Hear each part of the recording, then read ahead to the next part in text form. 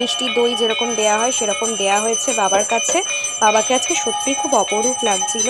এই সন্ধ্যা আরতি দিয়েই আজকের ভিডিওটা শেষ করে দেয়া হবে। আশা করি তোমাদের খুব ভালো লেগেছে।